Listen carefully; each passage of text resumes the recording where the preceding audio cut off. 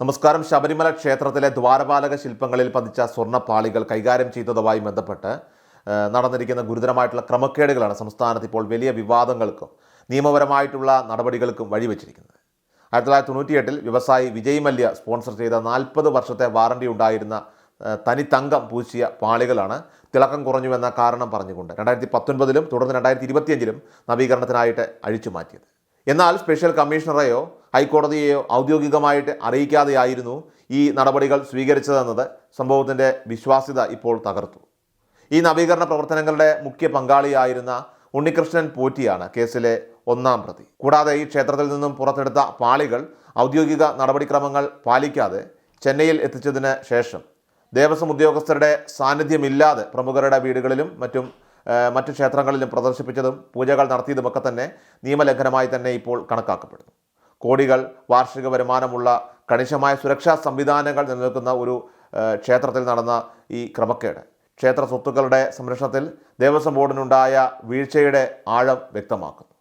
ക്രമക്കേടുകളുടെയും സാമ്പത്തിക തട്ടിപ്പുകളുടെയും വ്യാപ്തി പുറത്തു വന്നത് വിജിലൻസ് ക്രൈംബ്രാഞ്ച് അന്വേഷണങ്ങളിലൂടെയാണ്. വിജയ് മല്യയുടെ UB ഗ്രൂപ്പ് ദ്വാരപാലക ശില്പങ്ങളിൽ തനി തങ്കം ഉപയോഗിച്ചതായിട്ട് രേഖപ്പെടുത്തിയിരുന്നിട്ടും സ്വർണ്ണപ്പാളികൾ കൈമാറ്റം ചെയ്യുമ്പോൾ തയ്യാറാക്കിയ ആ മഹസറിലാകട്ടെ ഇവ വെറും ചെമ്പ് പാളികൾ എന്ന് മാത്രം രേഖപ്പെടുത്തിയതിലൂടെ സ്വർണം തട്ടിയെടുത്തുവെന്നാണ് പ്രധാന കണ്ടെത്തൽ ഇപ്പോൾ വന്നിരിക്കുന്നത്.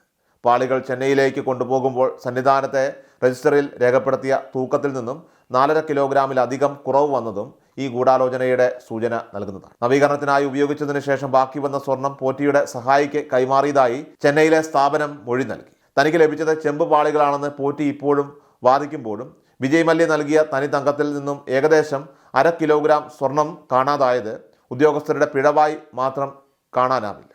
സ്വർണം പൂശിയ ചെമ്പ് പാളികൾ എന്നതിന് പകരം വെറും ചെമ്പ് പാളികളെന്ന് രേഖകളിൽ തിരുത്തി എഴുതിയതിന് പിന്നിൽ ഉന്നതതലത്തിലുള്ള ഗൂഢാലോചനയുണ്ടെന്ന് വിജിലൻസ് കണ്ടെത്തിയിട്ടുണ്ട്. ഈ സംഭവത്തിൻ്റെ അതീവ ഗൗരവം കണക്കിലെടുത്തുകൊണ്ട് കേരള ഹൈക്കോടതി നേരിട്ട് കേസിൽ ഇടപെടുകയും അന്വേഷണം നടത്താനായിട്ട് ADGP H. വെങ്കടേഷിൻ്റെ നേതൃത്വത്തിൽ പ്രത്യേക അന്വേഷണ സംഘത്തെ നിയോഗിക്കുകയും ചെയ്തു. സ്വർണ്ണപ്പാളികൾ ആർക്കെങ്കിലുമൊക്കെ വിറ്റിരിക്കാൻ സാധ്യതയുണ്ടെന്ന് കോടതി അഭിപ്രായപ്പെടുകയും ചെയ്തിട്ടുണ്ട്. സ്വർണ്ണപ്പാളികൾ ആർക്കെങ്കിലും വിറ്റിരിക്കാൻ സാധ്യതയുണ്ടെന്നും കോടതി ഇവിടെ അഭിപ്രായപ്പെടുകയും ചെയ്തു.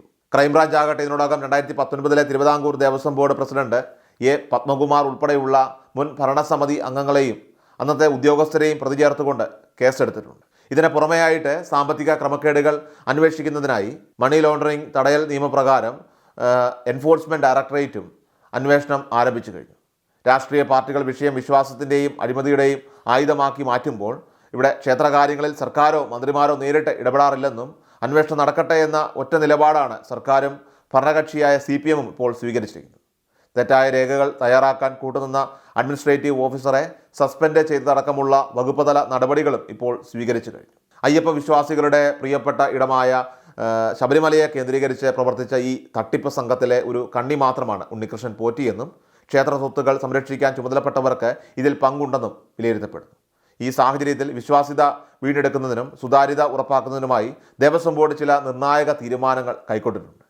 ഇനി മുതൽ സ്പോൺസർമാരെ തിരഞ്ഞെടുക്കുമ്പോൾ അവരുടെ പശ്ചാത്തലം, അതോടൊപ്പം തന്നെ അവരുടെ കാര്യപ്രാപ്തി, സാമ്പത്തിക സ്രോതസ്സ് എന്നിവ ദേവസ്വം വിജിലൻസ് വഴി സമഗ്രമായിട്ട് അന്വേഷിച്ച ശേഷം മാത്രമേ സ്പോൺസർ പദവി നൽകുകയുള്ളൂ. ഇതിനായി ഹൈക്കോടതിയുടെ അനുമതിയോടെ പുതിയ മാർഗരേഖ പുറത്തിറക്കാനും ബോർഡ് ഇപ്പോൾ പദ്ധതിയിടുന്നു. നിയമ നടപടികൾ പുരോഗമിക്കുമ്പോൾ നഷ്ടപ്പെട്ട സ്വർണം എവിടെ പോയി എന്നതിനെക്കുറിച്ചും ഈ സംഘടിത കൊള്ളയ്ക്ക് പിന്നിലെ ഗൂഢാലോചനയുടെ പൂർണ്ണചിത്രം എവിടെയാണെന്നതിനെക്കുറിച്ചുമുള്ള കൂടുതൽ വിവരങ്ങൾ വരും ദിവസങ്ങളിലെ അന്വേഷണത്തിലൂടെ മാത്രമേ വ്യക്തമാവുകയുള്ളൂ.